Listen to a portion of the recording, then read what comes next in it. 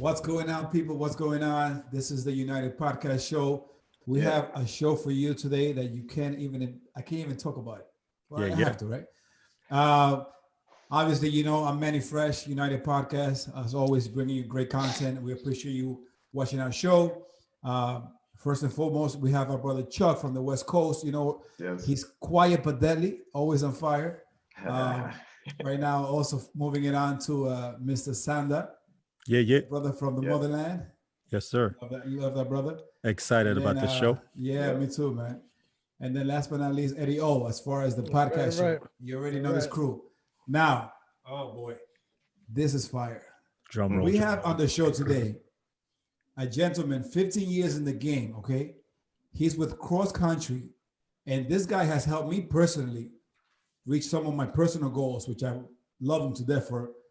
But most important, he's educating all of us, okay? And now we have the honor of having him on the show to share his thoughts, his experiences, and advance us in our life, and hopefully yours as well.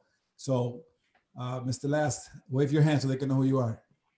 Thank you guys. Thank you. Show. Thank you. All Thank right. you. Yes, sir. All right, and I saved the Thank you best for for being here. last. Yeah. We have a special treat. This young man, I can say young man because he's still young. Mr. We're all Gomez young. is We're all young. I say that he's a real estate tycoon. I have a lot to learn. We all have a lot to learn from this brother. But I'm not going to talk too much about him. Just give a wave and we'll dive right into it. welcome. Awesome. Thank you. All right. Like I said before, if I did it, maybe I forgot. I'm so excited. Don't mind me. Manny Fresh, bringing you the content and the flavor. Yes, United sir. Podcast. Here we go. Before we dive into it, I want Mr. Laz to speak about himself and just give us a little background of who he is, if you don't mind. Yeah, good evening, guys. Lazaros Vastardos, currently with Cross Country Mortgage. I've been doing residential mortgages for the last 15 years.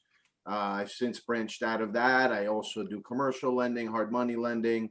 I'm also an investor of my own as well.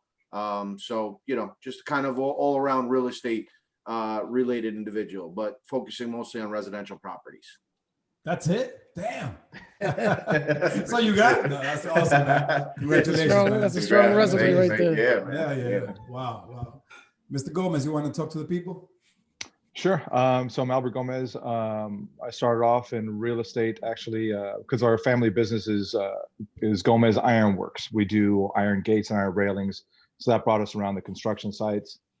Since about 1986, so good 34 years or so, we've been building properties, flipping them, houses into duplexes into quads, then up to 15 units, 20 units, 50 units, and now up to about 550 units. So and commercial stuff as well. So I'm the guy who keeps flipping things. All right. So today's topic basically deals more with real estate. We're gonna dibble and dabble into different things, but ultimately learn from these two men on the panel, these two guests rather. Our boys are gonna ask the questions and make it a fun show and an educated, enlightening show for everyone. So let's dive right into it, guys. Yeah, I can start with the first one because it's the easiest one. All right. So the first question I have for both of you gentlemen esteemed gentlemen, if I could add, is what do I need to get into real estate investing? So let me throw that to Laz. All right. Just as a newbie, somebody starting off, not really having any property whatsoever. Credit is number one. That's key. Without good credit, you can't get any money, and you're not going to get cheap money either. Okay, that's the most important thing. Second of all, income. You obviously need to have income to qualify, but some cases where you're getting an investment property, the rent of the property, cash flows. So you may not really need that much of your own income, but at the same time, you need a down payment. So if you don't have income, you're not going to have a down payment. So you do have to have a good down payment also if it's going to be an investment property. But primarily, I would say the main focus is really credit. A lot of people have a problem, especially younger children, kids getting out of college, not paying their bills, maybe getting credit cards while in college and not paying them. That usually hurts them down the line. That takes years and years to recover from stuff like that. So credit, I would say, is the key thing that I would have everybody focus on going into like a fresh new property. As an investor, as a primary residence, it doesn't really matter. I think credit is key. Okay. No, Yeah, I agree. Go ahead. I'll say that. Man, if you like to elaborate on, that's good. I mean, Yeah, I mean, yeah, absolutely. I mean, my credit's very good, and it has to be. I have so many loans, and I do loans every year. Not even every year, like every 6 months, I'm either refinancing or flipping something. So if I had bad credit, I'd be screwed. I mean, I'd be paying, I wouldn't make it. The cost that you'd be paying for the money that you're borrowing would be coming out of your profit, and at the end of the day, Yeah, even you just out wouldn't or make it. a much smaller profit. Yeah, if And you that got bad happens a credit, lot. don't even bother getting into it. And yeah, Yeah. because you need to borrow money, because your ability to leverage is a huge thing in your ability to make more money on your properties. And if you have no credit, then you got to bring all cash. yeah. So then you're not going to be making much money. You're going to be making little bits and pieces here and there. Yeah, yeah. And it's Unless you- imperative, people. Yeah, Imperative to yeah, have good really credit. keep your credit clean.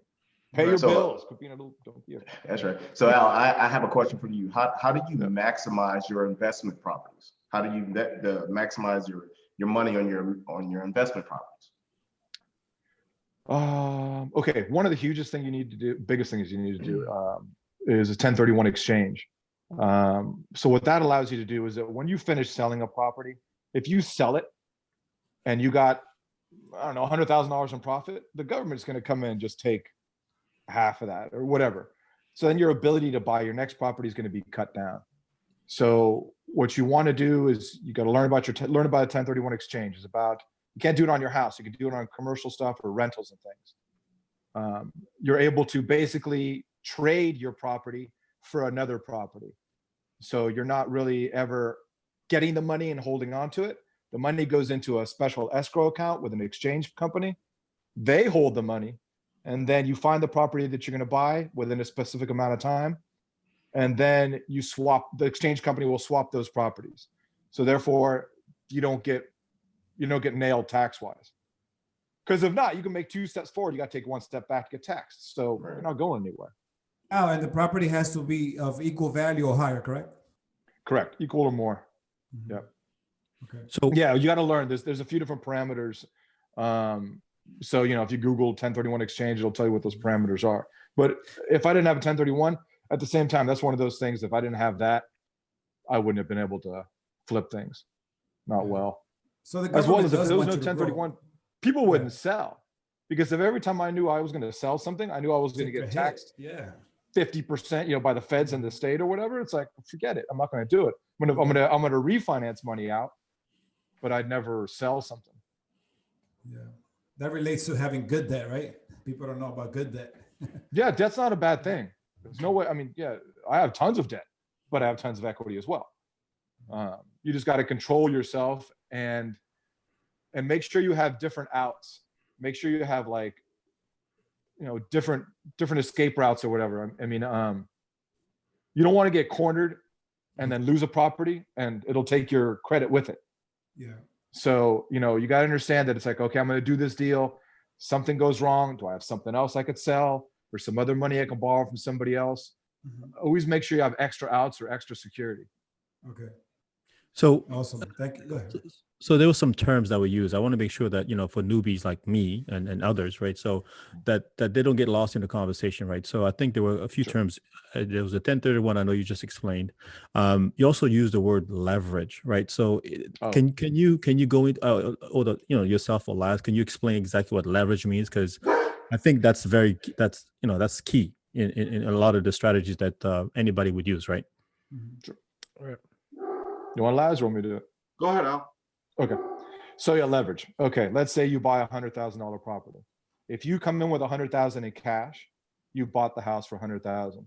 Now, if it goes up 20% in a few years, you made 20% on your $100,000.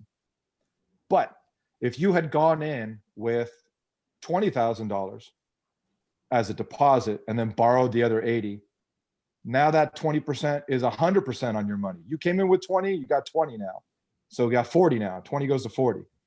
So that's, instead of making a 20% return, you're making 100% return because you're making money on somebody else's money, Okay. on the bank's money. But that would be in a rental. Because in a rental, your tenants are going to be paying the mortgage, hopefully, to cover everything. So therefore, the more money you borrow doesn't matter as much because somebody else is paying the bill.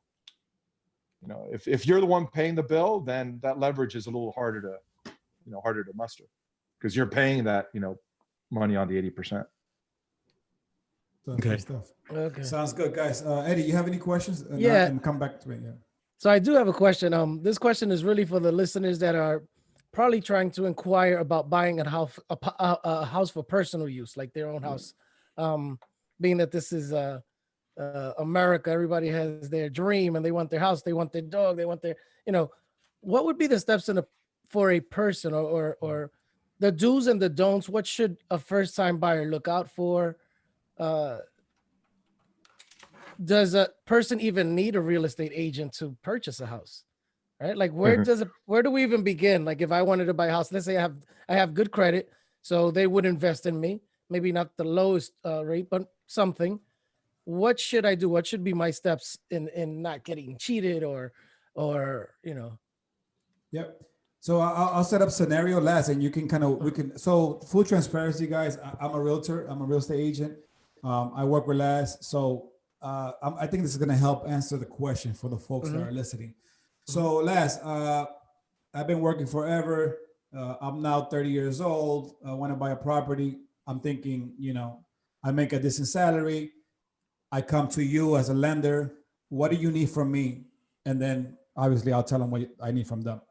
Well, first and foremost, I want to take two pieces of that because there's kind of too little that question. The first piece is, where do you start, right? Most people think they have to start at a real estate agent. Oh, I'm looking to buy a house. Let me go to my real estate agent. It's actually not the case. The first place to be starting is to somebody like me, because the real estate agent, Manny, in this case, right? Here we're on the show. Yep.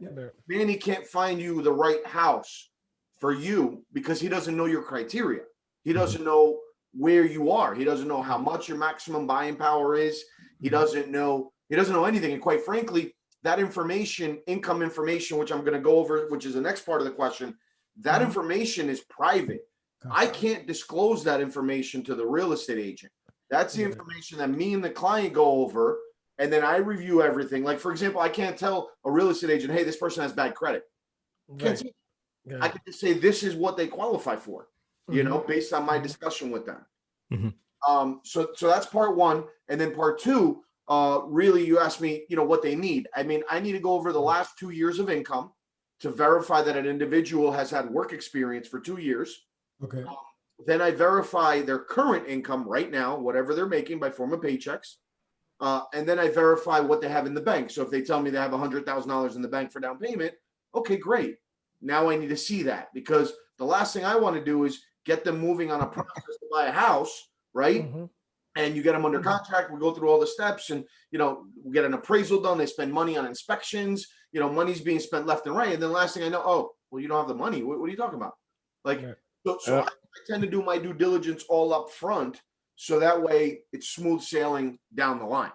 But basically, we look at last 2 years' income, work history, current income, and assets. And obviously, as we said before, I think it's an understood statement, credit, right? I have to look at their credit to make sure they have a good enough credit score to qualify. And what's a decent number as a credit score? I mean, look, I can do mortgages as low as, well, okay, let me start. The FHA, which is the lower credit score acceptance, actually, technically speaking, has no credit score requirement. As per federal guidelines for the Federal Housing Administration, they do not set any limit for credit. So if there's a lender that's willing to take on a client with 490 credit score, Wow. the lender is taking that responsibility. The FHA will insure the mortgage, but they're like, okay, you're taking the responsibility if they don't pay the mortgage. But the general rule of thumb, the minimum credit score requirement for most FHA lenders in this country is a 580. Okay. Good. Yeah, that's not bad much. It's not that bad. And then gradually as you go up from there, you qualify for different loan programs. The type of loan program you'll qualify for doesn't only based on credit. It's based on the down payment. It's based on where you're buying the property, what type of property. There's a lot of different factors that get rolled in there. But you start from 580. And then, 850 is the maximum credit score. In my 15-year career, I've probably seen 10 to 20 people be over an 820 or 830. Right. I've seen a lot of people over 800, but 820, 830, 840, 850. I could probably say count them on my two hands how many people I've seen that. Okay. Les, let me ask this question. So you're saying 580 without a cosigner? Correct. Okay. That's FHA though. That's FHA, right? Correct? FHA. FHA, yep.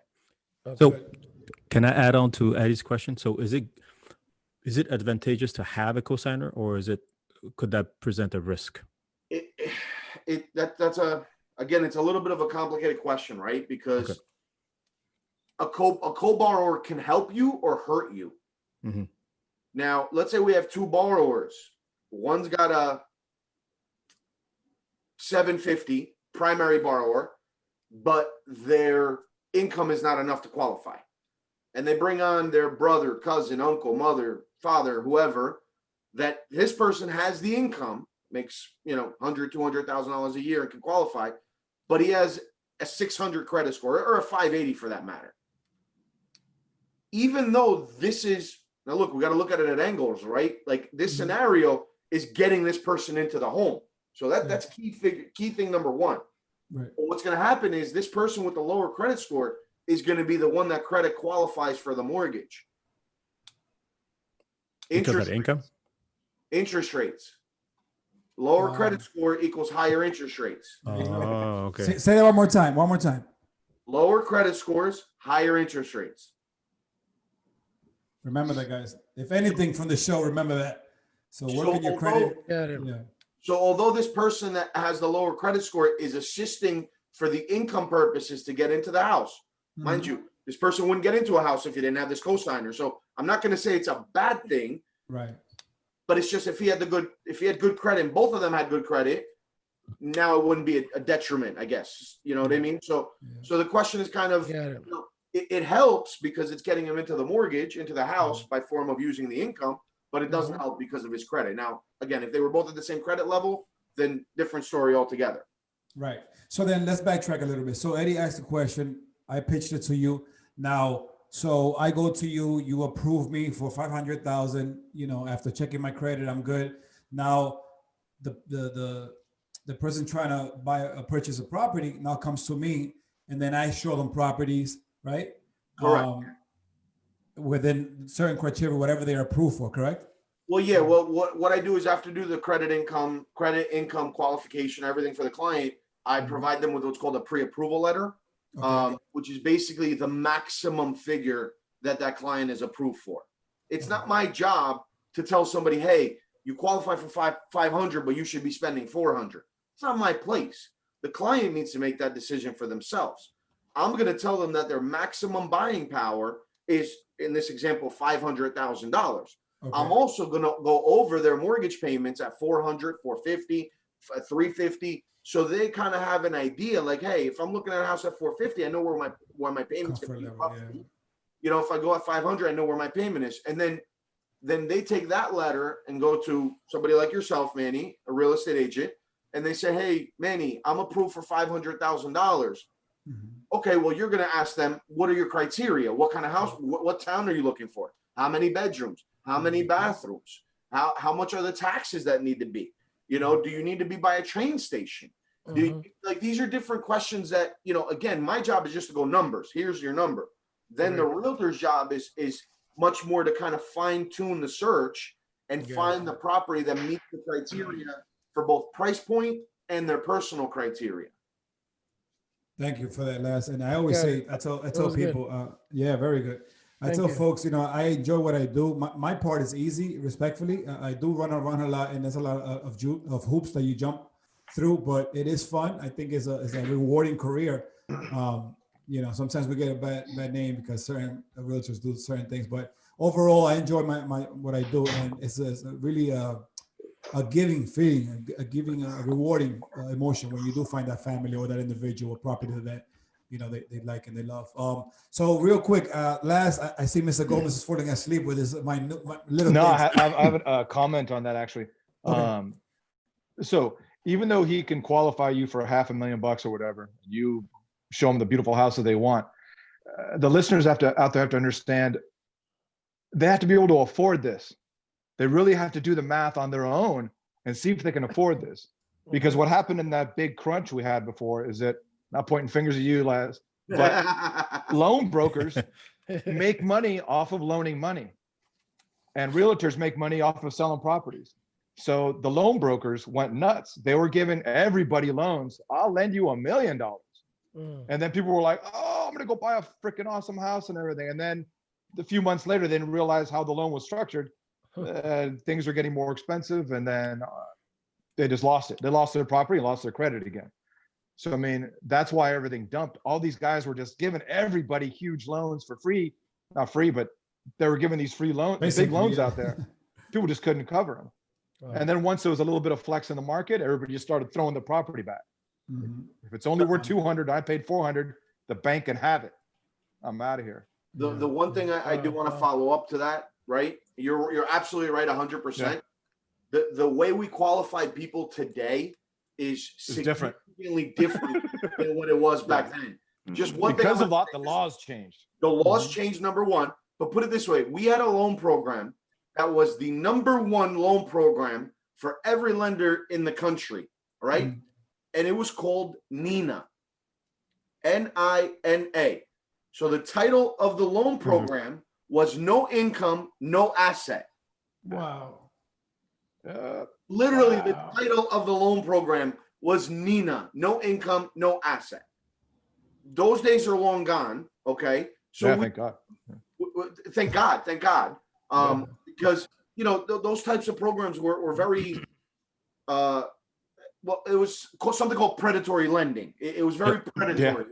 It was bad for the economy because you're putting somebody in a loan that they really couldn't afford it. Loan. Yeah, really predatory. Yeah, very much predatory. Extremely. There was another loan program that was called an option arm. You had 4 loan options every month. You had 4 options to make.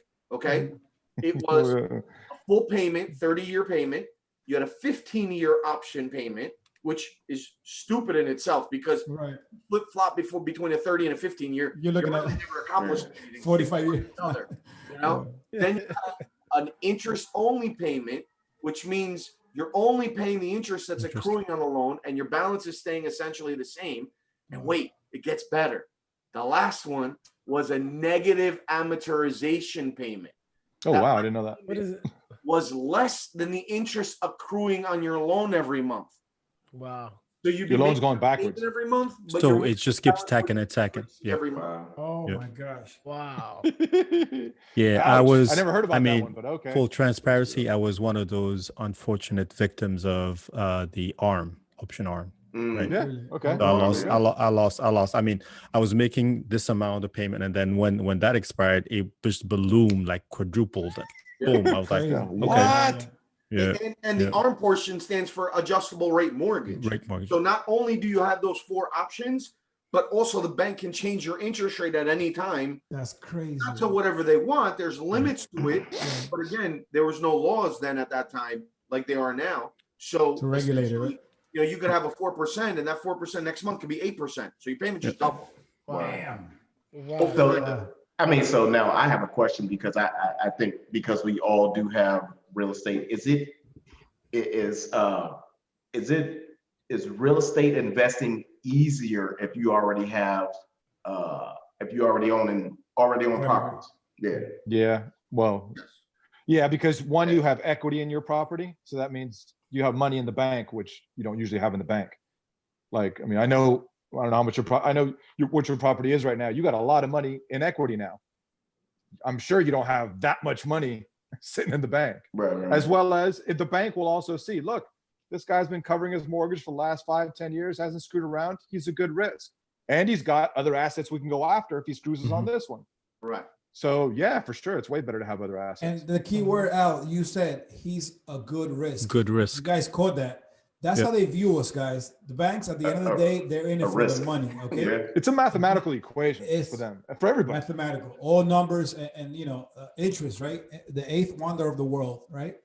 Interest, credit, Look, credit. Keep that in mind. I was explaining to Charles yesterday about like the banks. The banks also have someone else that they have to answer to.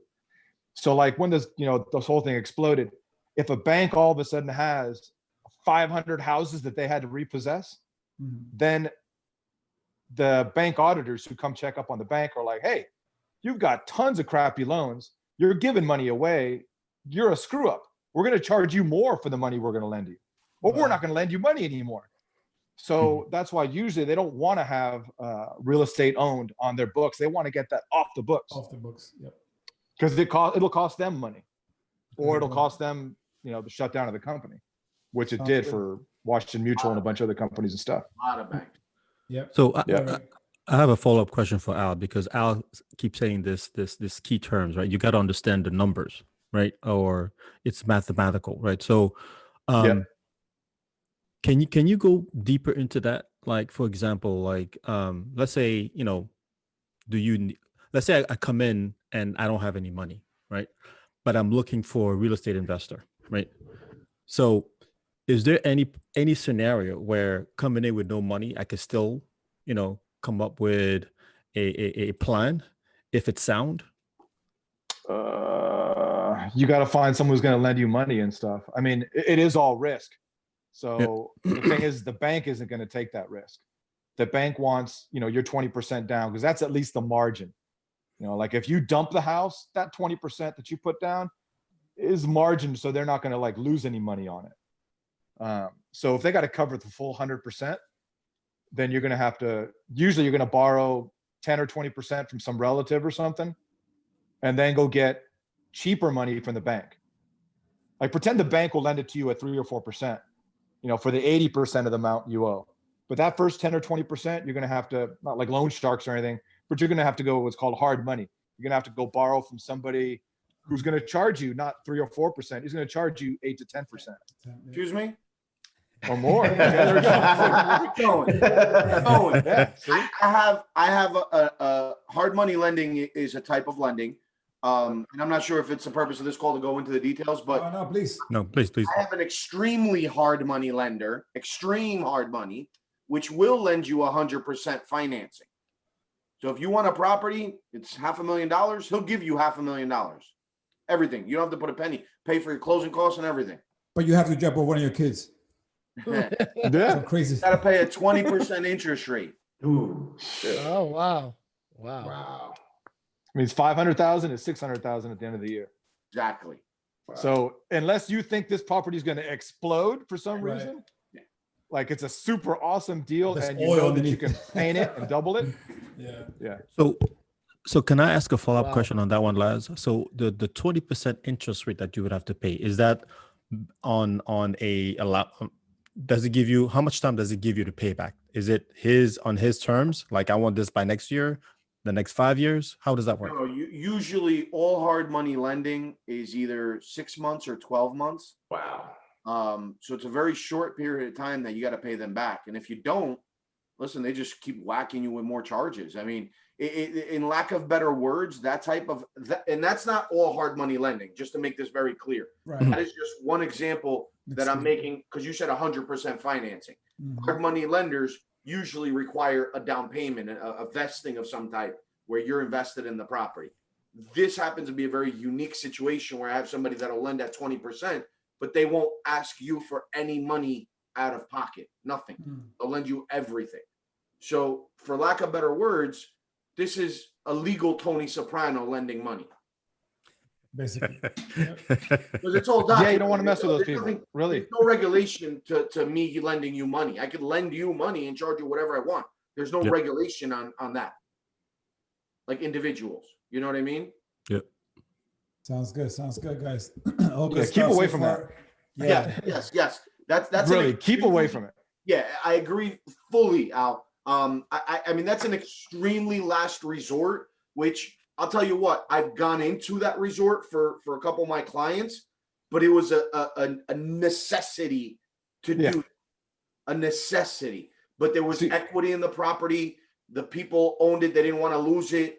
They knew there was a positive position, and it was just a Band-Aid. It was just temporary to flip it from one investor to another investor. And then within a couple of months, literally, we had to back out, because if you're going to pay that interest rate for 6 months, a year, 2 years, 3 years, 4, 5 years, Crazy. like Nah. It's gone. You've doubled it. Yeah. done. You don't have any profitability at that point. Right. You know what I mean? So it's really a temporary, extremely short-term temporary Band-Aid fix.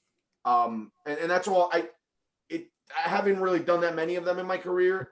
I have that as a backup, but I just wanted to follow up to what we were saying. But that 100%, that's the only scenario. Okay. Otherwise, you got to go with what Al said. You need to be vested into the property, and you have to have some equity position into it for the bank to feel comfortable.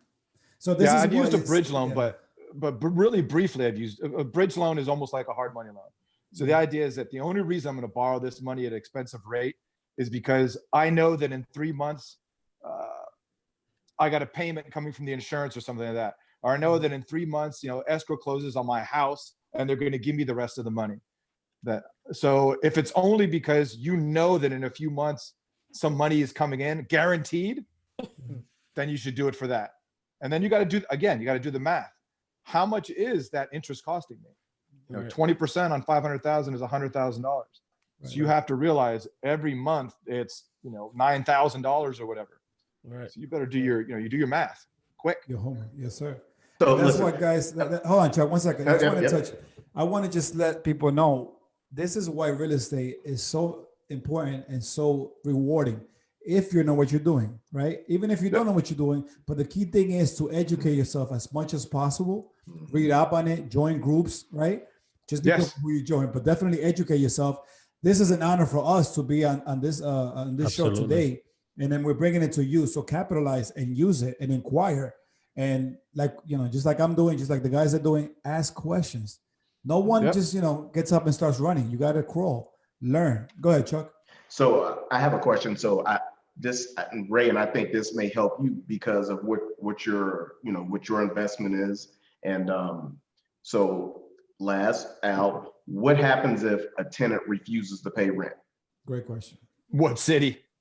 Yeah. Because listen, I had the privilege of when you bought your buildings, by San Jose State, that you actually made me Experience, take a property management course, right? Oh, that's right. There was a free course. The Right. county So- paid for it. So You're it was allowed to one of send those it, yeah. things where the tenant has more rights than the owner. So Certain places, yeah. certain places. So in your case, what do you do when a tenant refuses to pay rent, especially because you have a large Okay. 336 So my unit situation- building. Yes. Okay, where I live, San Francisco, Oakland, and Berkeley have the hardest rent controls anywhere. I'm sure New York has.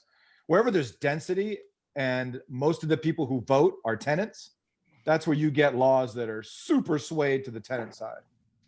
So that's why I don't own anything in San Francisco. Everything I purchased was always outside of San Francisco. So in San Jose, which is where I had my first apartments, if you didn't pay rent 3-4 weeks, you're out of there. You can give them a 3-day notice. A 3-day notice is a little paper saying, hey, you got 3 days to pay up your rent or you got to get out. And then at that point, then you have to send another paper saying, okay, we are going to start evicting you or whatever. You got to, it's all got to be documented. And if you screw up on that documentation, that guy has time again. So like, there's like a little time clock clicking, like you can throw them out in 30 days or something, but it's like, if you screwed up on the paperwork, go back to day one. There's a reset. Wow. Yep. Reset. Yeah. Exactly. Wow. So now in San Francisco, if you want to get rid of a tenant, this is why I don't own anything in San Francisco. It takes you about a year or more. Oh, And wow. depending on the situation, you may have to pay the guy to get out a lot of money. I went to a job the other day where it was a guy who was the tenant. It was a 3-unit building. He was the tenant, and then him and the tenant in the middle, that the building was going to be for sale and they didn't want to get thrown out. So those two guys got together and bought the property.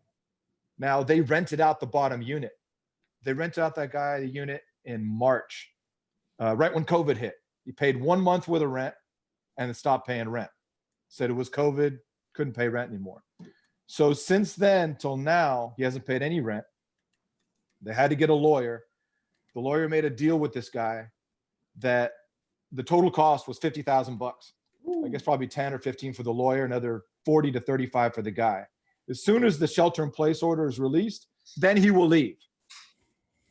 So he would not leave unless he got $35,000. It's insane. Another friend of mine has a property and he bought like an 8-unit, and one of his units was like $500, and all the other units were like $3,000. I'm like, dude, buy that $500 tenant out, give him $10,000 and have him leave. And he goes, no, in the city of San Francisco, you can't even approach him. You have to have like the rental board have a representative there when you approach him. So the representative of the rental board is there with the tenant, and then you. And then they have like a little scale or something where, depending on how many years that tenant has been there, they somehow accrue money if you were trying to buy them out. So the end result was, if you were trying to buy this guy out, it wasn't 10 grand, it was like 40 to 60,000 bucks, because he'd been there since 1980 or something like that. That's crazy. That's why San Francisco is for rent is insane. So And then, okay, then there's another one. If let's say the lease is in my name, but now my cousin comes to stay with me or something, and I decide I'm going to bail out, in normal states, that person's supposed to be on the lease. In San Francisco, that person can be like, nope, I got a phone bill now, and I paid bills, and the address is here. You can't throw me out. Grandfathered in. Yep, Yeah. you're in. So so you can't get that guy out. That sounds very New Yorkish. Yeah, I'm Right. sure these horror stories came from New York. They probably heard him from New York, and they probably adopted him over here. Easy, Al, easy. We could be. I know, it's like, God damn, it's like getting mad about it. So Al, I want to thank you for the question, for answering the question of what happens if a tenant doesn't pay rent. So how did you get to get to the point where having these tenants, acquiring these large units and having to deal with if tenants doesn't pay rent? Yeah, hundreds of them. Okay, so initially, since we weren't in construction before, our company is Gomez Ironworks. We do iron railings and things. So because of that, we were involved in the construction field. Anytime anybody has a new building or whatever, they had to get iron handrails or gates or whatever. So we were around construction all the time. So that had us make our first investment into the construction of a house. We figured we'd buy it, we'd buy a lot, we'd build a house, and we did. And then once we built that house and sold it, we realized that the government comes in and takes, in the state of California, about 13%, and then the feds come in with another 30 or 40%. Wow. You're at half already. They took half your money. So that was property one. Property two was, okay, we're going to build this house, we're going to rent it, and then after a short amount of time, we'll refinance it and take our money back out to go to property number two. So first time we had to rent, there was like the newspaper, there was no, internet and stuff, right? So literally my dad would sit me at the house. I'm sitting in the middle of the house with a lawn chair. And then we'd put those little sandwich boards, the little realtor boards, on all the corners around the neighborhood. And then I just sit there all Saturday and all Sunday. And then people would come in and you'd rent the house within a few days, actually pretty well. Eventually, we were able to advertise, and realtor.com or rent.com or whatever it is, companies that, do that nowadays. So once we had, that one rental and we refinanced money out of it, bought a second rental. Then as our market started to climb, like yours is climbing right now in New Jersey, we were able to go ahead and refinance money out of both those properties and then buy 2 or 4. So it's that game. You go 2, 4, 6, you start doubling and doubling and doubling. Now, at the same time, I've got 34 years of doing this.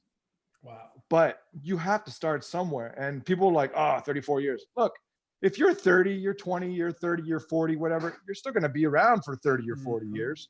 Hopefully. You could be me, just start right now. You can get to my level. Now, But so get really started, like I always say. you got to start. You got to start now. Look, Charles hasn't been doing it for long. Charles got 2 good properties now, 2 good Nice. properties. Very Not little good scummy properties. He's got really nice stuff and good equity. He's fat in both of them. He's not like, super leveraged and paying a lot of money. He's He's got a lot of equity in those things. So he's doing well. Yep. So once you know, the tenant starts paying and everything, you're paying down on the debt. Things naturally go up higher. Well, usually depends on what market you're in, but here things went higher and higher. Once you start getting equity, then you refinance. Now, that's where you go start talking to Laz over there and stuff about refinancing. Initially, we used to always get 30-year fixed loans because that's what we thought. Oh, it's secure. You know, a 30-year fixed loan is awesome. But then we started realizing we don't hold anything for 30 years, or we don't.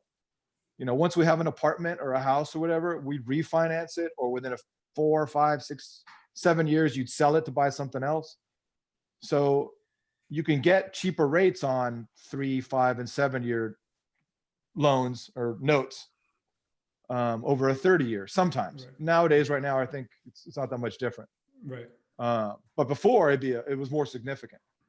So, you know, shorter term loans. And then again, when we were starting, I think we were paying like 10%. I think it was like 8, 9, 10% way back in the 80s and stuff. It was Yeah. way up there. So Right. now that we're at 3%, we're like, oh my God, they're giving money away. Basically. And they are, because the rate of inflation is 2 or 3%. Correct.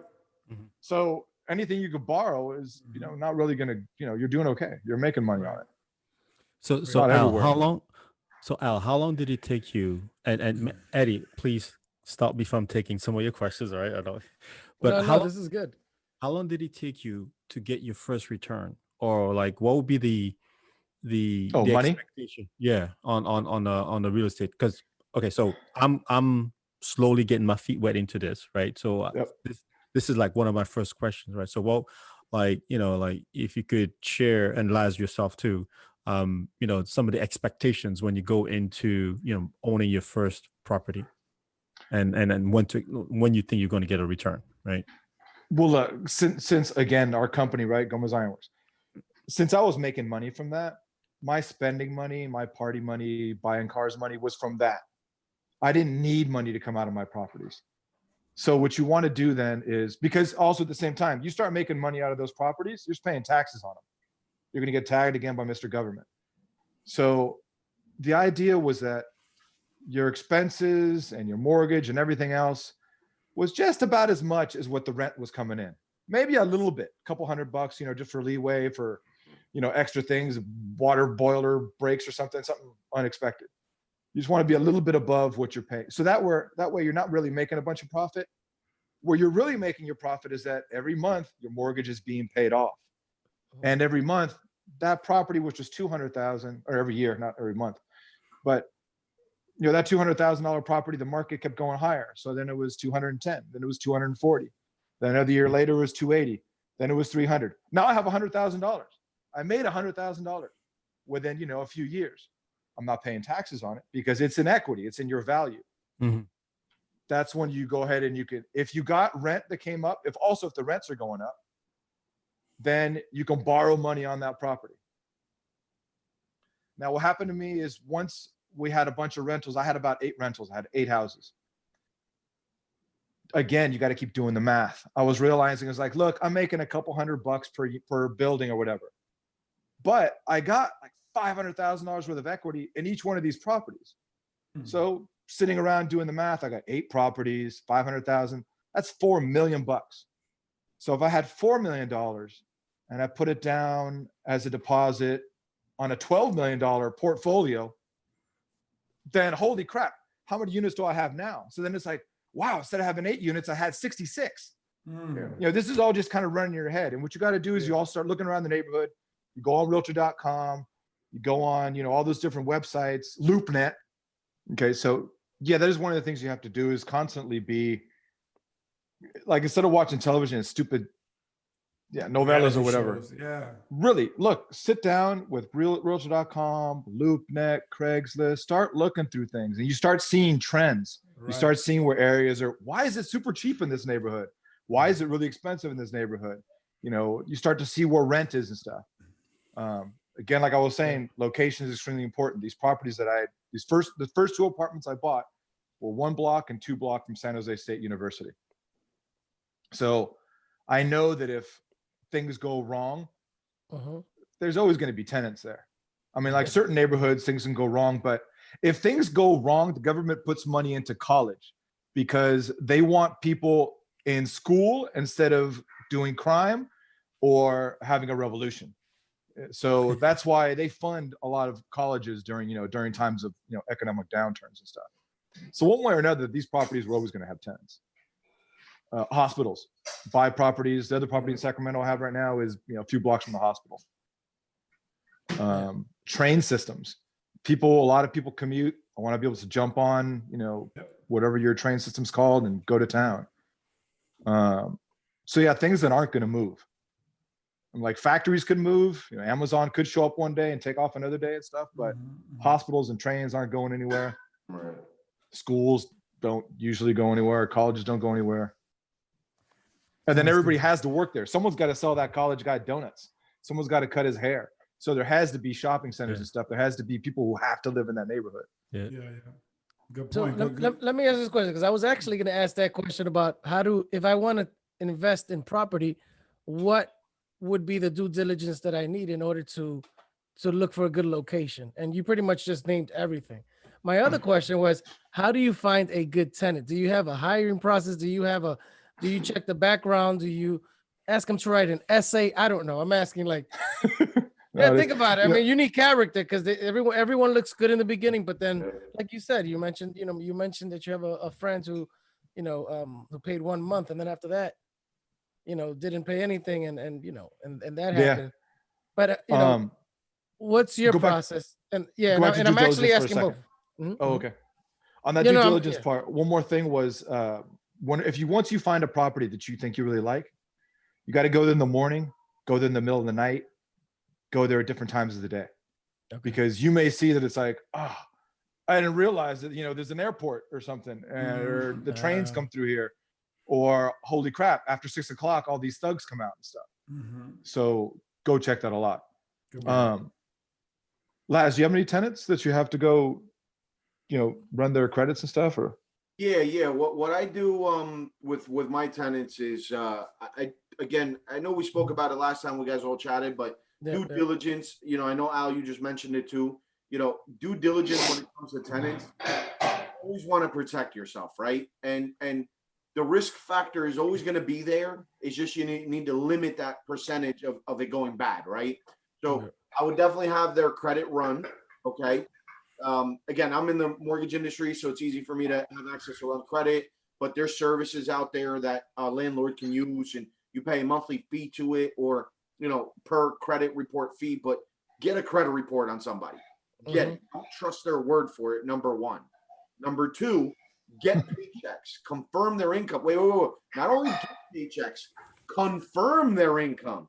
Call that employer, because listen, been doing this a long time, Al. I'm sure you're going to nod your head at this, but there's professionals out there. There's professionals out there. That's right. It's easy to come up with a paycheck. Call the employer, say, hey, this person is, you don't have to necessarily, I mean, you could say who you are, whatever. It doesn't really matter. There's nothing illegal of a landlord confirming somebody's employment. And you can just say that. Say, listen, I'm trying to confirm this person works there. Do they work there? Do you know who this person is? How long they've been there? You're not going to ask any particulars about how much they make necessarily on that phone call. Right. Confirm that they're working there, that paycheck you're getting is semi-legit, so to speak. And a credit report goes a long way. You can see their history of their payments, of how they pay their debt, if they've had a bankruptcy or foreclosure in the past. Like, there's different things you can confirm with that. And ask questions. If there's something as a landlord you don't feel comfortable with, ask the tenant. Say, hey, listen, I see you're making X amount of dollars and the rent is this and you're making this. Like, how are you going to cover it? Maybe there's something you don't know. Maybe there's maybe, I'm going to throw this out, but maybe they're a drug dealer. Maybe there's something else. Maybe there's something else that you don't see, that there's more income coming. I'm not saying you're going to take a drug dealer, by the way. I'm just saying. No, of course, right. Make an example. Maybe you want to take them. I don't know. It's up to you. It depends what they're dealing, right? I'm just saying, like, just for the record, make that risk factor for yourself as minimal as possible. So that way, if it does go sour or go south or go bad, you can't say, hey, I did not do this. I did not do that. You can't blame yourself. You could just say, you know what? Shit happens. You know what I mean? That's really it. But if you protect yourself to the fullest and do all your due diligence, then at least you're not blaming yourself. Something happened and it went south. Yeah. So can I ask one more thing? Once, let's say you say, you know what, this person looks like a good fit. It seems like they're, they're sincere. They make money. Everything is fine. What do their contracts look like? Is it a 6 month? Is it a year? Is it a 2 year? How does that work? I'm sorry, as far as for like the rent, or does that differ based on the state laws? How does that work? I'm not sure in California how it is, Al, but you could chime in after. But here, traditionally, you do a 1 year lease. Tradition. Okay. Any increment can really work. Like if the client wants to stay for 6 months, but usually landlords want you to stay for a year. I've seen 2 years, I've seen 3 years, I've seen up to 5 years, quite frankly. But as a landlord, I don't think that's smart. You don't want to lock yourself into a tenant for 5 years. I think a year is perfect time. 6 months is way too quick because you need to make some money on it for the tenancy, right? 2 or 3, 4 years is way too much. You're locking yourself in too much. I think a year is more standard here, anyways. I don't know how it is in California, Al. You can chime in and jump in and explain, but like I said, here in New Jersey, it's traditional for a year. But yeah, in California, it's basically a year. I mean, you want a year.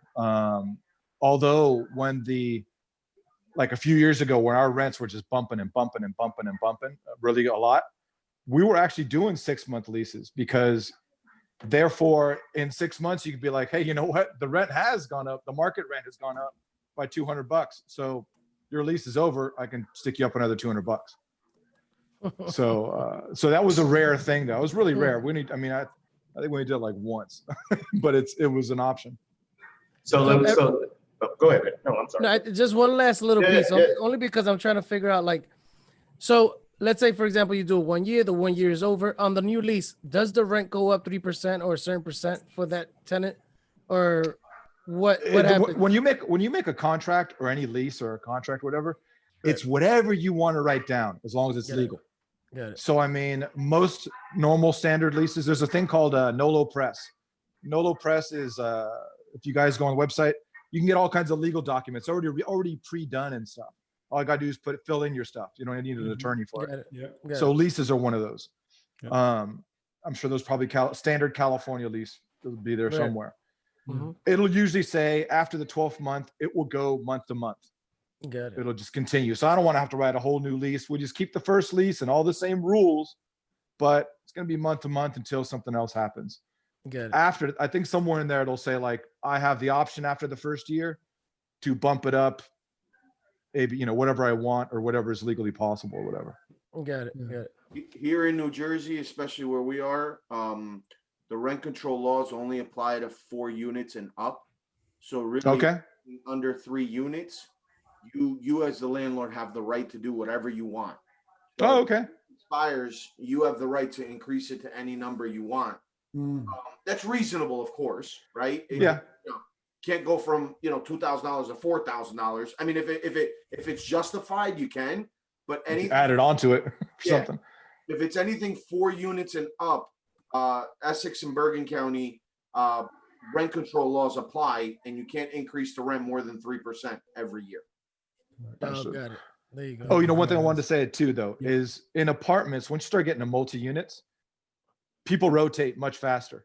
When you have a house, people will stay there for 3 and 5 years pretty normally. Like that was the whole big difference for me. When I had those 8 houses, I dealt with the tenants because I didn't have to do nothing for them. I mean, it was pretty much, they even took care of their own repairs a lot of times. Wow. Once it turned into apartments, those people are gone in 6 months. They bail on you. They're busting things all the time. You need a lot more of a maintenance person. And you need property management. I tried to manage my own stuff initially. Oh my God. So, it was like, so you just jumped into my next question. You actually just jumped to my question. Is it important to, when you have larger units, to have property management company? Yes. And soon as you said that, it just like clicked. I'm like, that's my question. Peace of mind, man. Peace of mind. Unless you got relatives, like here where we are, we got this family called the Patels, right? And the Patels, every time they got a new cousin or nephew that comes into town, they stick that dude in a unit, and he is the on-site manager for that property. That's how they controlled all their buildings and stuff. Wow. Interesting. Yeah, interesting. family works that way. And in this situation, it worked really well for these guys. These guys are loaded. Holy crap. This guy doesn't own little single room hotels anymore. He has Hiltons and Hyatts now. Wow. And yeah, So, insane so stuff. how, He's so way, he's how- way above me. So how has the property management companies helped you in your investment properties? Okay. I've had one guy that I've used for a long time now, and all the other ones have been crooks. Yeah, a bunch of them have been crooks. So even if they're big name people and stuff, Yeah. they'll find ways and stuff. I mean, Okay. one of them, they just weren't really properly taking care of their on-site manager. An on-site manager is the guy who lives there. Mhm. Here in the state of California, if it's 14 units or more, or no, 16 units, I think. 16 units or more, 16, it has to have an on-site manager, someone who lives on the premises. Smaller units, you don't have to have an on-site. So you guys got 1 or 2, whatever, 10 units, don't worry about it. I don't know about your state, but here we're probably more strict than you guys are. Anyway, these guys weren't taking care of their on-site manager very well. So the on-site manager would take money from tenants or people who were renting the units for a month or two, and they'd say the unit was vacant. But then these guys were getting cash or getting a check made to their name, and they'd have these units, on the side. Wow. So these guys weren't managing those guys properly. The next guy was just a flat out crook. The next guy just really yeah, you got to watch out. You got to watch out for all these people. So just following up on that, Al, I know that we've talked about the ways to get into real estate, some of the things to look for. Could you, without going into too much detail on yourself, I'll start with you, Laz, actually. Could you guys share on some of your in your journey, what have been some of the things that you would recommend not to get into because you've learned that, okay, maybe this is not the right approach, like somebody for like a newbie going down that path? What would be your recommendation to like kind of stay clear from this, stay clear from that, because it has happened to you, in some way, shape, or form? So, Laz, would you, again, without going too much into too much details, right? Yeah. Great question. I think the first thing I would say is, if we want to get here, we got to go here, and there, right? Like, for example, I would jump into 15, 16 if I didn't have 1 or 2 first. You got to learn the waters and learn your way up to that. You know what I mean? Because Right. your house is going to have different problems, different issues that you're going to deal with than the 14, 15, 16, 20 unit. So you always want to, don't go too big too quick. You get what I mean? Yes, absolutely. Like, take baby steps, because you're going to learn along the road of these baby steps how to do it. And you don't want to get thrown into too much of a fire. I'm all for jumping in and going in and just, figuring it out. But if I didn't have other investment properties and other rental units, I would never jump right into, 20 units. Yeah. It's a whole nother beast, a whole nother animal. And I know I've never been there, but Al, you're laughing because you know that I'm right, because you have different problems when you're at that level. It was a total. When I had those 8 houses, I had no tenant issues. Yeah. Once I started selling off 2 or 3 of those houses to buy the apartments, then I had tenant issues. Then I had 64 units. I had people calling all the time, fighting, shooting at each other, crapping on the stairs, just madness. And that's why I took Chuck. I had Chuck go live over there. To crap on the stairs? Pardon me? Yeah, to go clean up that stuff. Yeah. Clean up that stuff. I'm the one who did it. Yeah. And listen, and that's why I asked how did the property management, help you? Because I remember when you got the property management company and you told me, it's like, listen, this is just too much. Look, let me give it to them so they can handle the problems and just get out of it.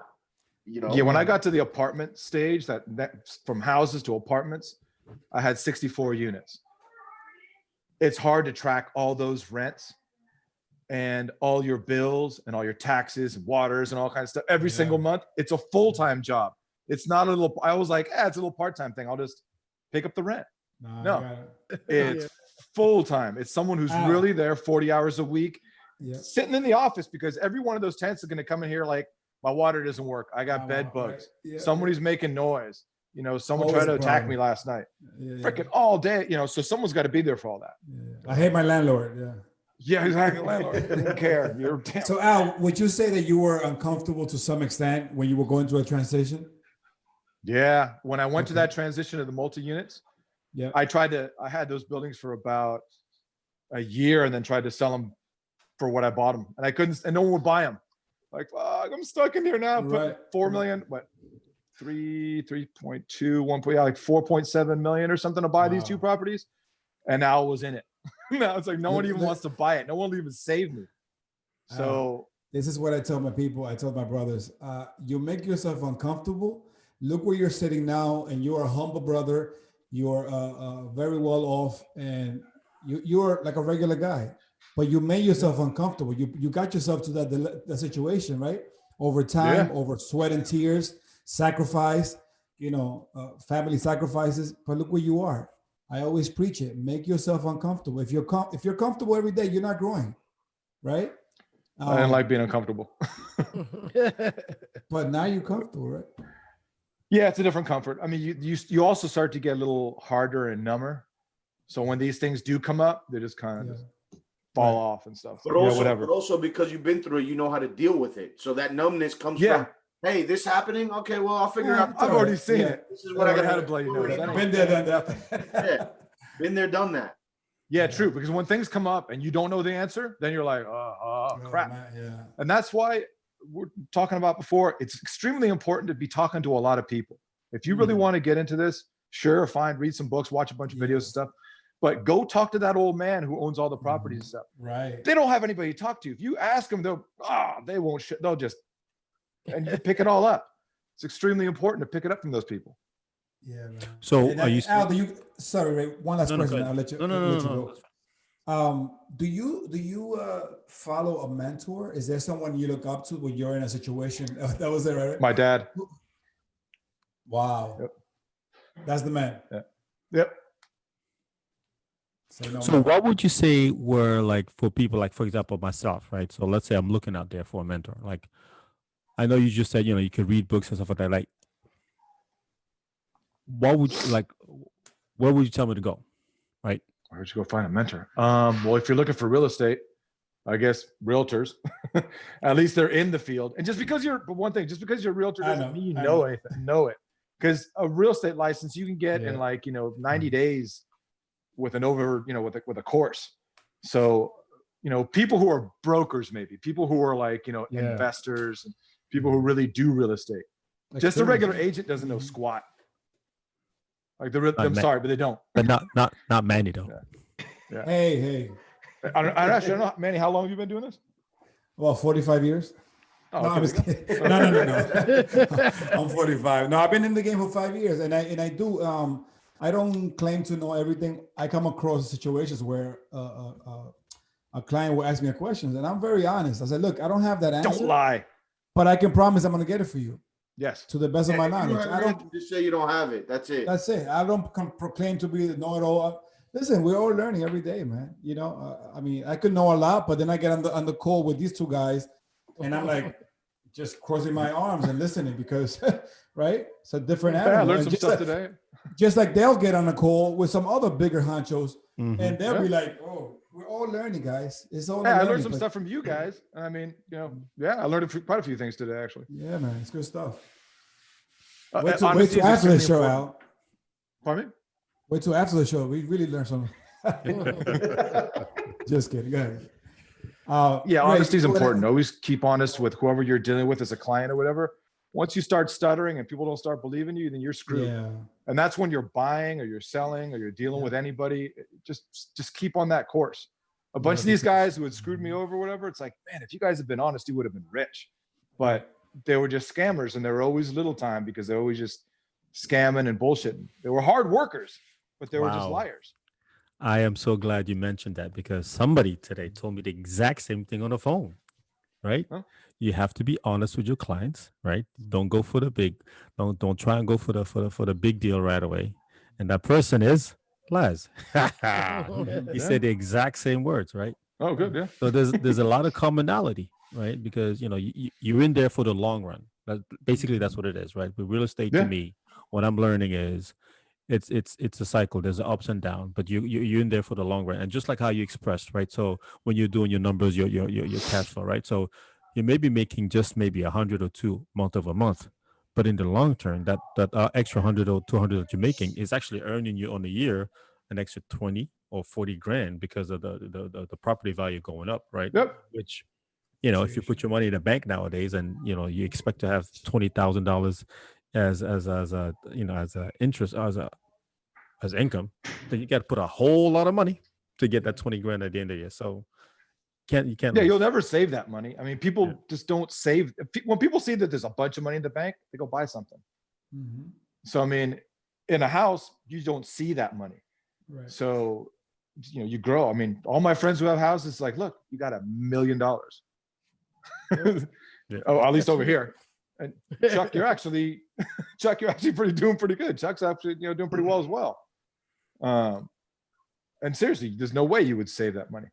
Yeah, And yeah. listen, look, Manny knows because he was part of helping me with the project, the ongoing, and the contractors and stuff like that. And Yeah. man, it's just knowing now what all that we dumped into this house and what it is now. It's like, dude, I go to sleep with a smile on my face. Yeah. And it's like, seriously. And then look, when I send Al pictures, it's like I get excited because I know he's excited to be like, oh shit. Yeah. I know I saw what the house look like, and for what you have now, it's like he goes, just keep it up. Like last night when we were speaking, it was like, just keep looking in the neighborhood, and Right. if you can, Yeah. if you can, just just keep looking, and try to invest in something else. Right. So Just it keep was, growing. yeah, man. That's great advice, Al. Yeah, his house is really, really nice. It is. Yeah. And he's been here. He's been here. He's been here before we did all the, when you guys were in Mexico, and Okay. he was one of the ones that was here. Okay. So yeah, for Sounds him to good. like come back Yeah, now to see what it looks like, it'd be like, whoa. Yeah, looking forward to meet you all in person for sure. Yeah, man. Yeah. Man. Hey, somebody's question a while ago was what not to do, or what something that I'd say not to do. Now that I have experience, what would I not do? Construction. Unless you're a contractor, I mean, a full-on general contractor and stuff, keep away from it. It takes a lot of time. For example, like if they say you want to, buy a house in your neighborhood, you can remodel that immediately. You can start painting, changing, tile and crap inside the house, and maybe knocking down some walls that aren't going to knock down the house. You can do all kinds of things like that. But once you got to get plans and permits and design review and all that stuff going, it takes years, and all the contractors. So that's one thing I would say to just keep away from as much as you can. Stay away. Okay. Yeah. For me, it's been like, man, I spent a lot of time, and I spent years doing it. But once I was done building, and then I started just buying and remodeling, my flipping of money was a lot faster, tremendously faster. So Al, let me ask you, what would you say has been like the best deal in your career, and what has been the worst deal in your career? Shoot. Okay, the worst one so far has been this house that I own right now. Not the one I'm in right now. This other house. I made this house, and my friends all love it. It's a beautiful house. I mean, it's got just everything in it, right? But I made it too gaudy. I put too much curly Q stuff in it, so it never sold. So I've been holding on to that house for like 13 years. Oh, And I've tried to sell it every few years. So that would be the negative. That'd be the bad one. But actually, it's going to go back in the market, and I'm going to kind of tone it down. I think I should be able to sell it this time. So why isn't it selling? If I may ask, you would say your opinion. Yeah, it's I think like right now, right, most houses in this that's on the market right now are clean. The ones that sell really quick are clean. Everything's freaking white. Everything's horizontal rails, modern. Right. I noticed that. Stuff like this house. This house it's beautiful. Has Roman like Roman columns and stuff. Oh, It wow. has, gooses, doing the showers and things. I mean, it's just It's a like, it's special. every place you go, like, oh, wow, that's hella cool. But it's not the market. Yeah. So You know why it hasn't sold, right? You haven't sent the listing to me. yeah, there we go. Yeah, there you go. That's the problem. I've Send made it over here, baby. Get rid of it right away. Right away, but There we in go. New York. Fly out here. You can live in the house and you'll sell it. No, I mean, you probably won't sell it if you live in the house. Just keep the swans. I don't know. So what would be the best? Best. I think Carmel Point is probably it's my biggest and the best right now. It's 332 units in Sacramento. I got the money. Okay. I borrowed all the money to get that property. So that's probably why it's the best. I mean, I bought it for 35 million. I brought 7 million to the game. I borrowed 28. The 7 million that I borrowed 6 million out of equity that I had in another property, another apartment complex. Okay. And then no, five, whatever, something like that. 6 or 5.5 or so.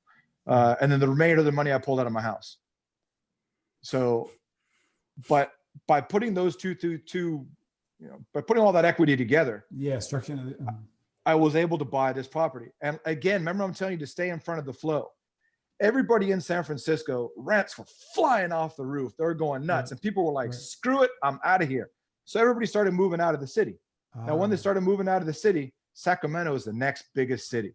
Right. So I sold my super high expensive stuff in the Bay Area and started jumping out to Sacramento to be in front of the wave. So then sure enough, I mean, I bought it for like $100,000 a door, about $110,000 a door. And right now they're offering me about $160,000 a door. Oh, wow. So in just a few years, it's $16-17 million in profit on borrowed money. That's Money that how you wasn't make mine in the money, first guys. place. I got it from someone That's else. how you make money, people. Yeah. Wow, that's a great deal, man. And but let's backtrack a little bit. You don't have to share if you don't want to. But who lends you $28 million? Wait, can I just say something? I'm just blown away. It's just amazing. Right, but listen to my questions. Seriously, you go from house to duplex to quad. I mean, you step by step by step. 20 years ago, if you said that I was going to have a $50 million property, I'd be out of your freaking mind. It's impossible. Yeah. I mean, when I got to that $3 million one, I was like, oh, damn, I got $3 million property. I got $3 million property. I got a $3 million property. And then when they started getting higher and higher, I was like, whoa, it's kind of you have to get used to the numbers. Your voice changed, right? Oh, I got a $5 million. Yeah. Now I got a 15. What you got now? It's true, though, but you you're start right, getting yeah. used to the numbers because initially, yeah, you're talking hundreds, a couple 100,000, 300, 500,000 or something. Ooh, the million word comes in there. But eventually, when you start climbing, you start getting more used to the numbers and stuff. Yeah. I'll share a quick story of a personal story. So I was in a property for about 6 years. I came across a property that was a lot more than my current, well, at the time, the current property. I reached out to my lender last. I ran some numbers and he said, Manny, what the hell are you thinking? You can't do that.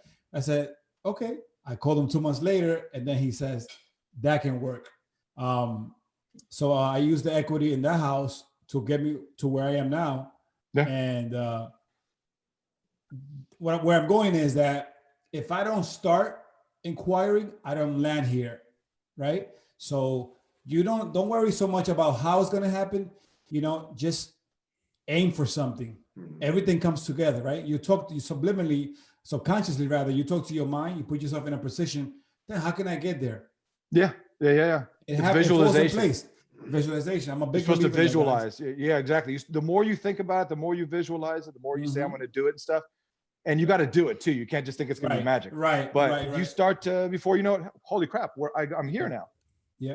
It's like when you're looking for a car, right? If you're trying to buy BMW and a You couple see of them weeks everywhere. ago, oh shit, yeah, that's the one I want. Oh wow, look, because you're focused on that BMW. Same thing with a car, with an investment property, right?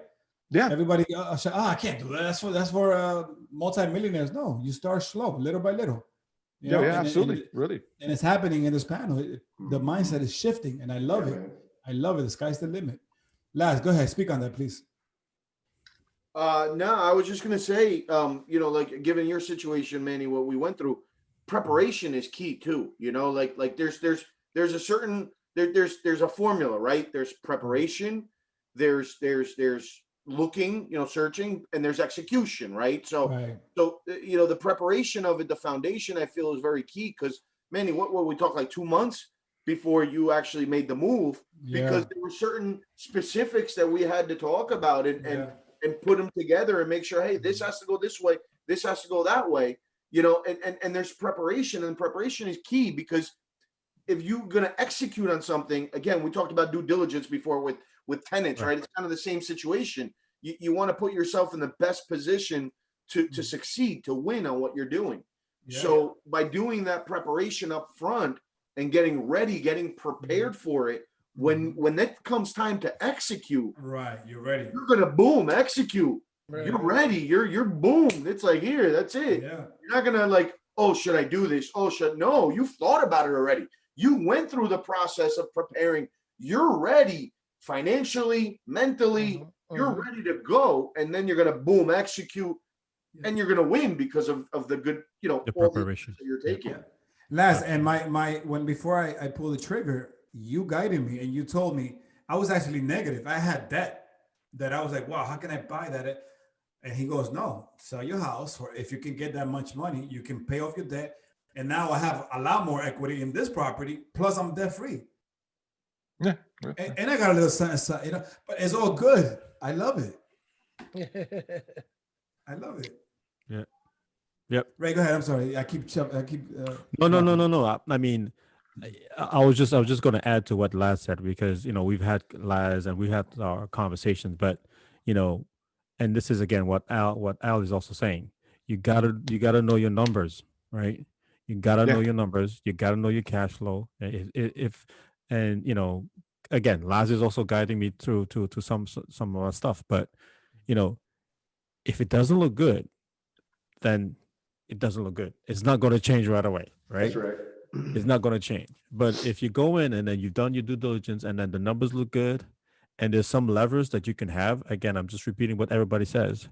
Yeah. Then, but what I do want to emphasize is the peace of mind that you get once you know you're in and you've done your due diligence, right? There are going to be some ups and downs, but the other thing that I want to add is the peace of mind that you got in there, right? Yeah. Peace of mind meaning that, okay, there's going to be some challenges, there's going to be some days where you're going to be up and down, but at least you know that this is something you expected, right? But you're looking long term, 5 years, 6 years, 10 years, right? You can't go in there for expect, you know, a big turnaround in 1 year. To me, I think it's wrong, right? Yeah. So it takes time. It takes time, like anything else. It's like, Look, the formulas are all the same. You know, Al, I think you'll agree with me. You know, when you're doing your calculations for a 3 or 4 family unit, it's simple math. It's simple. It's how much am I getting? How much am I spending? You're dealing with something $40 million, $30 million. It's the same concept. It's the same formula. How much is coming in? How much is going out every month? And what's left over is mine. It's much higher numbers in those situations. But like I said last time, just drop a zero, but it's the same thing. Yeah. And I can attest to that because, like I said, I went through the journey with Laz.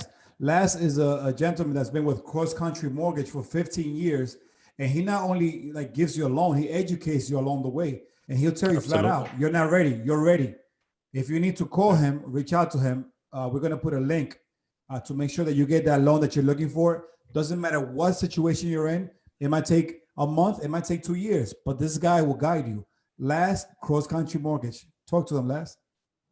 You know what? Yeah. It's definitely just all about you know, getting all the right you know, things in place. You know what I mean? And sometimes people need preparation with their credit. Sometimes people need preparation, you know, with their income situation as far as paying off some debt and moving things around. You know, again, we talked about co-borrowers before. Maybe we need to bring in a co-borrower to get them to the ideal price range that they want to be in. You know, there's a lot of different things. How much money they're going to need to put down. You know, maybe they don't have it. Hey, you know what? I got 10. I'm going to need 20. You know, let me see what I can do. Can I borrow 5 from my uncle? Can I borrow 5 from my father? You know, maybe I got to wait another 6 months to save up 5 and borrow another 5. You know, there has to be that goal set and that expectation set, you know, to be able to either reach it or not reach it, you know, and Last, but you know what it is with you? You have creativity. You're not just a robot. You talk to people and you find a way. So there is an option with you. People love that, right? You never told me, Manny, you can't. You stood with me for an hour on a Sunday. Who does that? Well, And I'm because like, this people, guy- well, because people Right. like that personal touch. You know, it's like you can't send an email because it's impersonal. When you're dealing with someone else's money, right? You want someone to like sit and generally speak to care you. for you. Yeah, no, you want somebody to like I said, speak to you. You don't want somebody just to kind of like Blow you just off. kind of be nonchalant. Like, wait a minute, this is my money that I've earned, and I want to spend it right. And I want someone to, give me some good guidance and give Right. me, some good information on how I'm going to spend my money. Is this a good investment? Can I afford Yep. this? So it's like you just don't want somebody to go out, Yeah. take their commission or. And that's my Hey. point. He doesn't do that. He gets business regardless, and he's an investor. So this guy's awesome. If you guys need to talk to a lender, last cross country mortgage, we'll put his link down below. Yep. And you just give him a shout, man. Definitely. Look, one last thing I want to just add on to all that we just said real quick. Listen, there's a lot of loan officers in this country. There's a lot of lenders in this country. At the end of the day, we do one simple thing. We borrow money from the government. The government charges us a certain rate. We take that money, we lend it out to customers for a profit on top of that, right? And the bank makes that profit from what the government is lending into the bank, and then the bank charges the client, okay? Right. At the end of the day, all loan officers, we all do the same thing. I don't do rocket science. It's not like I make the spaceship go to the moon. You know what I mean? Yeah. My job's not like that. Not yet. Not yet. Coming. But the reality of it is people want to work with who they feel comfortable with, who's going to Correct. talk to them, who's going to explain things to them, who's going to pick up the phone at 8 o'clock at night, who's going Right. to at 7 o'clock in the morning, who's going to answer a text at any hour of the day or at night and explain things to see what's going on. Sorry, I just hate when people text me. I was laughing because he remembered those days. No, I have clients who like text at like 10, 11 o'clock at night. It's like, I don't know where your gate is. It's like, That's funny. Look, Eddie, I think you had a question, so let. Yeah. Speaking of finance, I just want you to talk a little bit about refinancing. What is refinancing? What are the pros of refinancing? What are the cons? When should somebody refinance? Just talk a little bit to that. Great Awesome. question. Yeah, thank you. Great question. Refinance, basically, essentially, you take a mortgage that you had and you refinance it into a new mortgage, right? Now, that new mortgage, people refinance for a variety of different reasons, okay? Right now, in the current rate environment, the majority of people that are refinancing to lower their interest rate. So you're paying a 5%, I'll get you down to a 2%. So that 3% margin will go away and it will decrease your payment, okay, accordingly.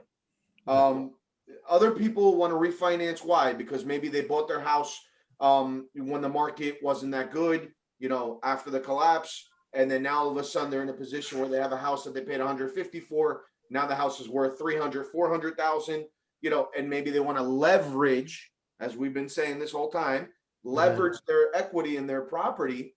And listen, it's not my job to tell somebody what to do with their money, okay? My job is to give them the money. My job is not to tell them what to do with it. I know we've been talking, the theme here is real estate and, take money out of a property to put it into another. And although that would be what I would do, Right. that doesn't mean somebody else has to do that same. Some people might not want to be real estate investors. Correct. And maybe they want to take that money out to renovate their property, their existing house that they live in.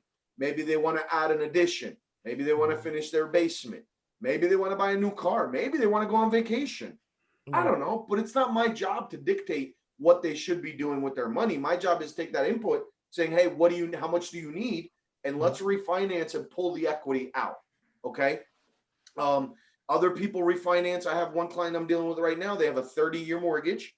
They're refinancing lower interest rate, number one, but they're going into a 15-year term. Got it. For them, that makes sense. Me as a real estate investor, I don't see a reason to get a 10 or 15 year. I mean, can you spread it out to 50 years or 100 years? I'll take it. Spread it out as long as you can, because I don't know when I'm going to see that return later on. So I need to be leveraged now, cash flow wise, and the amount of money I owe, I can always pay it down quicker. It doesn't matter if I have a 40-year mortgage. I can choose to send more money and pay it off. But some people want to pay off their mortgage quicker. They have that's their their Memo. and that there's nothing wrong with that. You know what I mean? So again, that client goes from a 30-year to a 15-year. Now, you said pros and cons, right? So pros Yeah. are you're going to get a lower interest rate. You're going to pull Right. cash out of your property. You're going to Right. change your mortgage term, and the cash out you can use for whatever you want. Now, let's move on to some cons, right? Because I'm a realist, and I don't like to sugarcoat things and make them look pretty when, you know, if they're pretty, they're pretty. If they're not, but you got to look at both angles. That's right. That's right. So the one thing is that, you know, when you do a mortgage refinance, for the most part, you're resetting your mortgage. So let's say you had a mortgage that you took out 5 years ago, and you had it at 5%, and now you come to me to refinance to go down to 2%. When you do that refinance, traditionally, there's alternative options where we can change the mortgage term. But traditionally, if you're going to get another 30-year mortgage, guess what? The 5 years that you paid to interest is essentially gone because you're resetting your mortgage. But here's the key, though, that people don't understand. That interest might be gone, but the principal portion of that payment that you've made over those 5 years, that has been applied to your mortgage, and your balance has come down over those 5 years. Whether it's $1,000 or $10,000, it's irrelevant, but your mortgage balance has decreased. In addition to that, and most people, you know, get surprised when they hear this, which, you know, okay, but you have costs associated with doing a refinance. Whether you're refinancing a single family property or you're refinancing 400 units, you have closing costs associated with that. And as we said that, you know, everything is it incrementally goes up. You know, if your closing costs for a house are $5,000, $10,000, I'm not even going to guess to see what your closing costs are on, you know, $40 million. You know what I mean? It's funny. It's like, oh man, I got all this money coming. It's like, hey man, somebody took a chunk out of it. What's going on? It's attorneys are like $50,000 and stuff. And it's like, God, all these nickels and dimes is like they took $150,000, $200,000 out. Yeah. So there's conceptually people have to understand, listen, you're going to get a benefit. Yes. But you're also going to pay for that. There's escrows involved. The bank has fees. You know, nobody works for free. You know what I mean? So there's fees all across the board that have to get done, and there's a legal process that has to get done to do the refinance. You know, so all these have to be factored in. Now, essentially speaking, most people recoup their closing costs very quickly. It's not a significantly high number. In the residential real estate 1 to 3 family homes, it's not a ridiculously high number, and you do recoup it very quickly. Most people end up recouping it within a couple of years, if not sooner, depending on their savings. So if you had a really high interest rate and I'm getting you really low and I'm saving you $500-$600 a month, you might recoup your closing costs in a year or less. You're right. Mm-hmm. Right. Yep. Got it. And you can someone refi without coming out of pocket 1 penny? Well, actually, that's really how it works. When you refinance, what happens is, since you're refinancing based on the equity that you have in that property, what happens is those costs for the refinance, 99% of them, there's certain fees that have to be paid out of pocket, but the majority of the closing costs get rolled into the new mortgage. So your balance goes up by that amount. So if you owed $100,000 and your closing costs are 10, now to the new mortgage company, you owe 110. Excellent. But in my opinion, that there's nothing that compares to you dishing out $200,000, $300,000, $400,000 of interest over 30 years, guys. So look at that. Everybody focuses on closing costs and this and that. Look at how much you're paying over the time of interest. the life of a loan. I'm going to show you guys something real quick. I did this calculation yesterday for a client of mine. You see these numbers right here? Yep. Okay. One's 83,000. The other one's 321. Okay. This is for the client that I'm turning from a 30-year mortgage into a 15-year mortgage. So I said to her, it's going to cost you, because I'm increasing your payment by a certain amount of money. Right. And I did the calculation over 15 years. It's going to cost the client $83,880 to take a 15-year mortgage as opposed to a 30, because I'm raising their payment for 15 years. Right. But I am shaving, I think in their case, I was shaving 12 years off their mortgage, 11 years. Which is how much? So I took that number that I'm shaving off Right. and I added and I multiplied it. It's $321,816. That's life changing, guys. So you increase, you pay 84,000, rounding it up, to save 324. Who in their right mind would not do that? Financially speaking, it's a no-brainer. It's a no-brainer, and that's a game changer, man, all around. So now that we brought up taxes, look, Al, you know that I'm gonna pose this question to you because every time I speak to you around like tax time, you go, Yeah. "Damn." People would call me to borrow some money. It's like, you're out of your mind. It's December 10th. Yeah, and he goes, I just paid $100,000 in taxes. I went, oh, okay. That's not what I don't want to hear, but when you have the investment properties, how should I answer? You got to account for it monthly. You can't just all of a sudden expect to have that every 6 months. You're going to have $100,000 bill or something. Holy crap. You kill yourself. Yeah. I mean, every month you got to divide it by 12. You got to say, okay, how much is my taxes for the entire year, and divide it by 12. All of my, on my loans, what I have is called, it's an escrow impound account. So when I make my monthly payment to the bank, I'm also paying for my property taxes and my insurance. So therefore I don't have a heart attack on December and April, Are yours December 10th and April 10th? No, that's state. We're in the state of California. Those are my days. That's when we pay state, property tax. Uncle Sam always wants his money. Guys, listen, we can talk. The truth of the matter is that we can talk for another hour, 2 hours. This is fire. This is so enlightening to us. You guys, you rocked it. I appreciate each and every one of you. Laz, thank you so much for being on. Albert, thank you so much for being on. You guys are freaking gurus, and we learn so much from you. Yes, Obviously, my brothers on the show, as usual, asking the right questions and engaging. This is a really, really exciting show. I can't wait to have the next one because I know it's going to be a part 2 because we can't grab everything. It'll be too long. Yeah, anyway, say your goodbyes, guys. It's gonna be the last.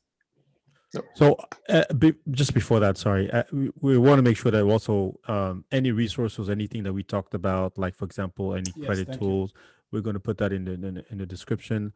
Laz, we're going to put a little bit of, if you guys want a little bio, we could put a little bio in the description as well, to kind of make sure that, again, there's some great advice here. There's some great resources. So that will be in the description. So personally, I've had a few conversations with Laz and Manny on certain things, and my mind is at peace, and this just speaks volume of the guidance that I'm getting already. I'm gonna put it out there. I'm personally also looking for mentorship. So Al, maybe I may throw you 1 or 2 questions. Laz, definitely, me, I don't, I'm out there, but definitely, I think that, and obviously Manny, I ain't gonna say nothing about that, but I got you, my brother. I got you. Having that team and the ability to say, you know what, maybe I'm thinking too much of it. And Laz knows this already about me.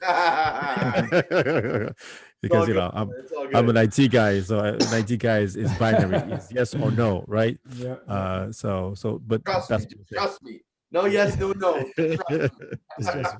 Yeah. I'll do a little plug for myself too. If you guys are in the northern part of New Jersey, Bergen County, basically all New Jersey, you're looking for a home, I can help you out. If you have any issues with credit, I know who can repay the credit for you.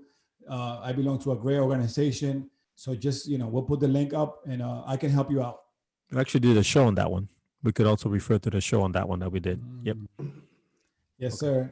Anybody else has some last words? Yes, man. I just want to say thank you to, my boy Al and Laz. Man, it's always, the first meeting, I was impressed. And, I just want to say thank you to my brothers, and I can't wait till we all just be able to sit down in person and like just break bread and just sit in a little forum and speak. Yeah, it's really going to be awesome just to be in person, just to, get that personal vibe. I think we have it already, but to have, us sit around the table and just vibe together. It's gonna be about 6 months. We should do that in California, Yeah. at that property that Al has. Yeah. There you go. We should. Hey, Oh man, the parties we've had in that house. place. Oh man. With the swans and shit. Oh man, because it's got like it's huge inside. And it's got this patio, so parties you can put like 100, 200 people, like Oh, yeah, easily, just on one area. It's Just out of Wait, curiosity. it's would you- vacant right now? Huh? Is it vacant right now? They're leaving in 60 days. It was being rented right now for Okay.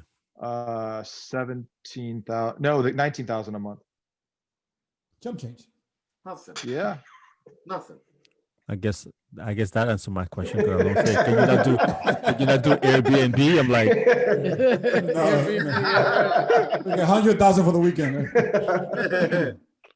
Sounds good, guys. Anybody else? Go have ahead, Eddie. something good about? Eddie. oh no, I yo. just want to say this was definitely refreshing. We can speak forever with this. Yeah. I definitely feel like I got a lot of 101s. Definitely gonna pick your brains. But I appreciate it. Appreciate it a lot. I thank you for taking time out of your schedule. You guys are, it speaks volume when someone takes time to go ahead and just educate more. True. Hey, I appreciate it. I learned. I'm Yeah. learning how to go ahead and fix my credit. That was a huge thing for me. That's actually Yeah. really a huge thing for me. Because if Yeah, I got, so- Yeah, no, that was good. So I definitely know there's gonna be a part 2, possibly part 3, Yeah. 4, 5, 6, and 7. Listen, We there's just want so more many office. levels Yeah. of this that we can chat about and talk Yeah. about, and we have people at all different like everybody on the different stage. now. Yep. We're all at different stages in this real estate game, and we're Yes. in different positions. So I appreciate the fact that we're all at different levels, and Right. there's different feedback that we get from all the different people that are on the show in Sure. regards to the real estate. So we can definitely, 3, 4, 5, 10 episodes. We can pick a different Yeah, topic hey, episode Yeah, man. there you and go. definitely find the time to talk about it. And what company are you with again? Cross Country Mortgage, 15 years. There you Yes. go. Awesome. And Mr. we're gonna Gomez? we're gonna put that information in the comments as well, because there may be some listeners who want to reach out as well. So Definitely. Give me your make sure company you look for the name, information. Mr. Gomez. What company do you? oh, our family business is Gomez Ironworks. We're ornamental iron workers in San Francisco and pretty much the peninsula. Beautiful. Well, you heard it here first. I can't even speak anymore. This has been a great show, guys. Thank you so much for joining us. Brother Ray is going to take care of all the links and everything like that. Anything that you need, we got you. All right. Thanks for tuning in.